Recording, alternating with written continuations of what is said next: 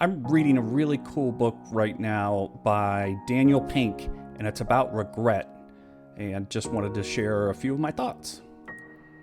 So Daniel interviewed thousands of people in various stages of life and asked questions about their regrets, their biggest regrets.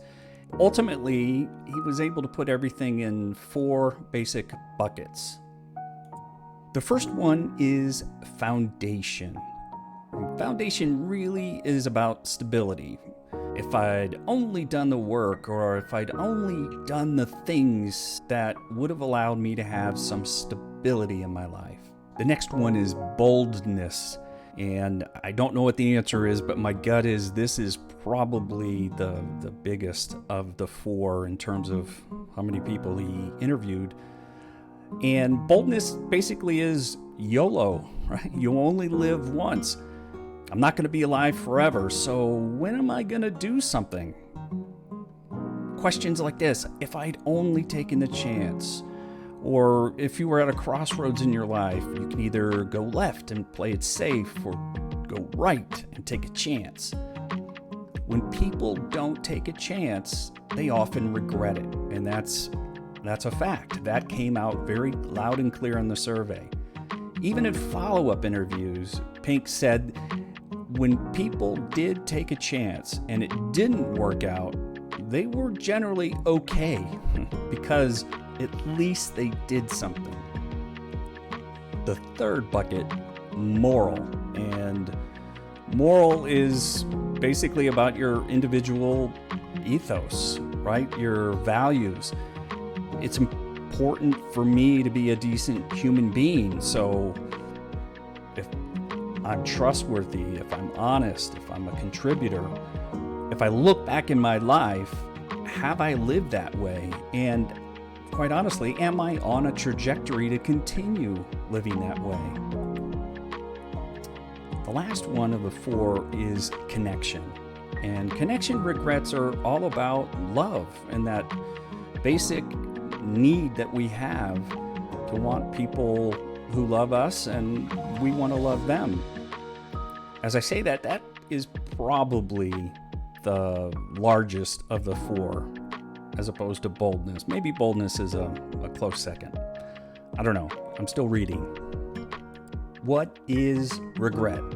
Pink says simply, it's a negative feeling that you have about something you did or something you chose not to do. Regret is tied to what you do, the outcomes of the things that you do. Whether you decide to do something or you decide not to do something, you've still made a choice. And I'm quoting my favorite band, Rush. So Pink says regret is about opportunities or missed opportunities. The magic of the book, or the part that really starts to get interesting for me, is, all right, so we understand regret a little bit. How are we going to use it? How is it going to help us? Pink points out that there are really 2 schools of thought based on his study. 1, have less of it, right? Stay away from regret. 2 is learn from your regret. So Pink points out that if you try and live in this world of complete regret denial and live in this world of everything's rosy and positive, is that ultimately is competing with the way that your brain is designed. You are hardwired to be on the lookout, and that means you're constantly analyzing things and constantly looking back and seeing, how did I do and what can I do to make sure that tiger is not going to surprise me from around the corner. A better way to do it, Pink suggests, and sounds completely logical to me, and that is reflect and learn from it. So you're going to have regret. Just don't swim in it, right? Look at what caused the regret in your past and see how you can mitigate that moving forward. But you're never going to really separate yourself from regret. Regret ultimately comes down to something that's known as agency, or rather, what do you believe that you have control over? If you only regret outcomes, then you're just going to live in a world of disappointment, right? Oh gosh, this happened, that happened, and yeah, they might be bad, poor outcomes, but the decision you made could have been a really good one. So in that world, you're taking very little ownership and kind of pushing it off on the world.